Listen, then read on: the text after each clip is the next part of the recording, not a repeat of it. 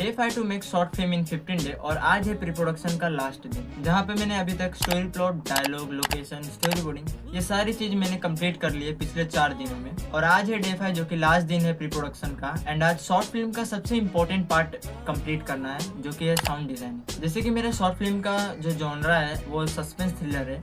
And suspense thriller movie में सबसे important उसका म्यूजिक और साउंड होता है।